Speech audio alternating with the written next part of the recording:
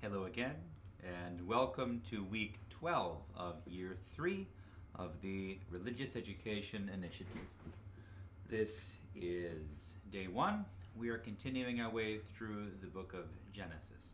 Now, because this is the week of Thanksgiving here in the United States, there is no Sunday school at my parish, at the church this coming Sunday, nor will there be a Bible study this coming week. This is somewhat convenient because the reading that we have reached in Genesis is a troubling one for young families with its discussion of the sins of Sodom.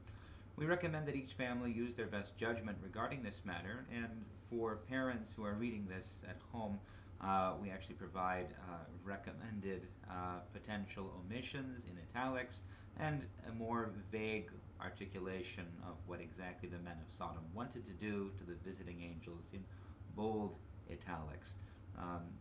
Parents should not hesitate to be cautious with this.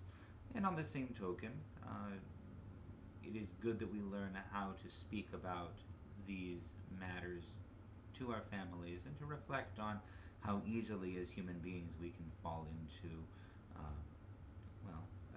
self-centered, disordered selfishness. And when one person does that, we experience that as a problem. When an entire community does that, it becomes massively destructive. So this is chapter 19, verse 1. The two angels came to Sodom in the evening, and Lot was sitting in the gateway of Sodom. When Lot saw them, he rose to meet them, and he bowed down with his face to the ground. He said, "Please, my lords, turn aside to your servant's house and spend the night, and wash your feet. Then you can rise early and go on your way."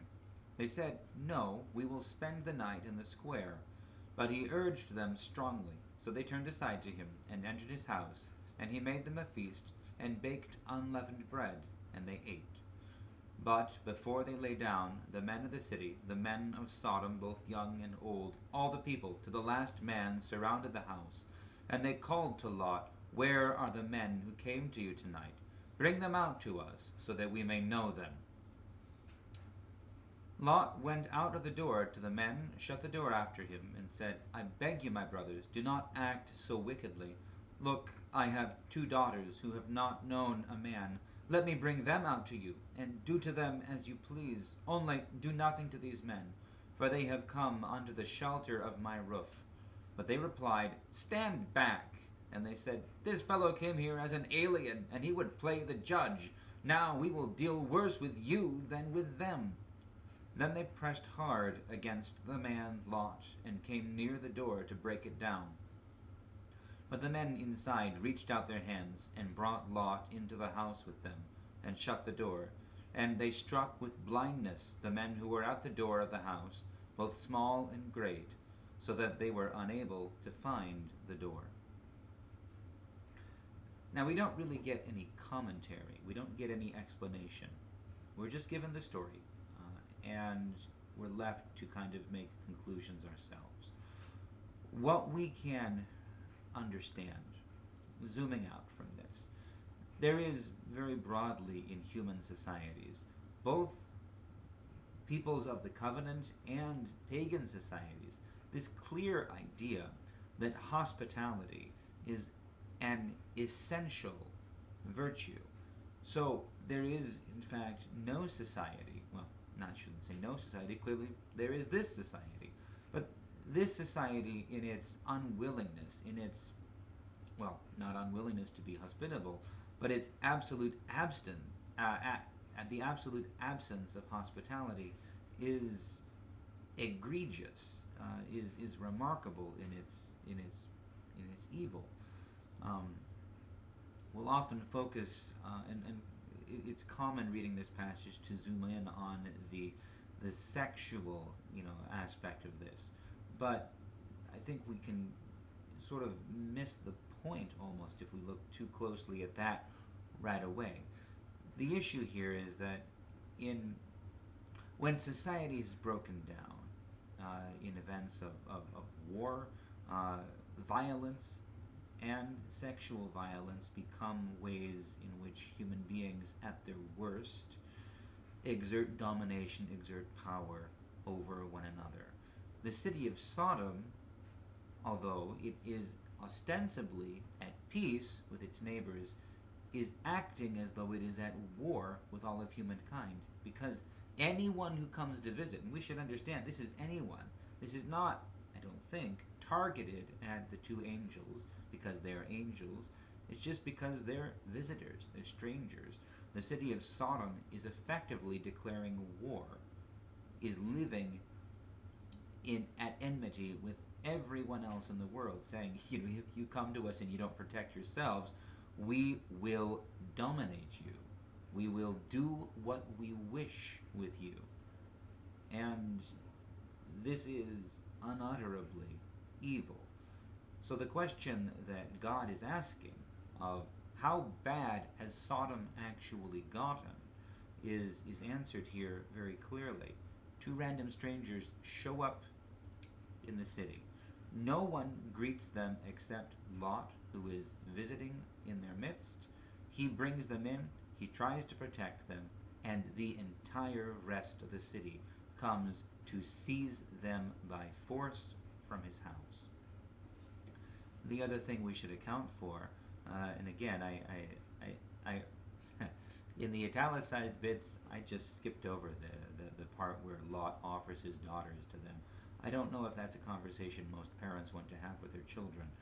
But I will say, the point here is not, we don't praise Lot for offering his daughters to the crazed men of the city. We observe that Lot has gotten himself into an impossible situation. He's trying to save everyone's life, and he's trying to uphold the responsibilities of hospitality.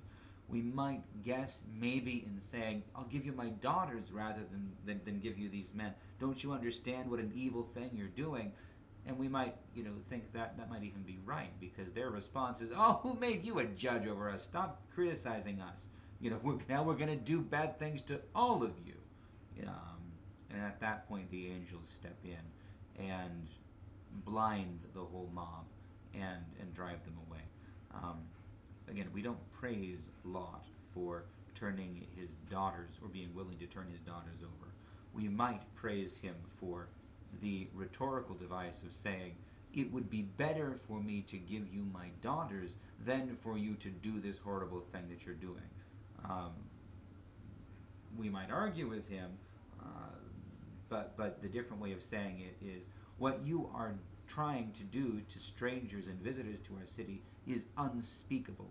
It is as unspeakable as it would be for me, a loving father, to give my daughters into your hands for you to abuse them and do harm to them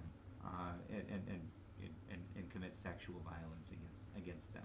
All of these things are unspeakably evil, and the men of Sodom don't care. They're ready to just lump Lot in and do all these horrible things to him too. Therefore, we should respond. Our take on this should be to be horrified and to recognize where our own selfishness is a first step down the path of evil that the men of Sodom have walked altogether all the way down to its end. But the end of that path is evil and horror and ultimately destruction, as we will see. So, God bless you all. Not a pleasant thing to read for this week of Thanksgiving, except that, the obligation of hospitality is one that it would be well for us all to remember during this week of hospitality, as we enjoy plenty ourselves, to make certain that we are sharing that plenty with those around us, with those who are in need. So, that is it for today. God bless you all. See you in a couple days for day 2.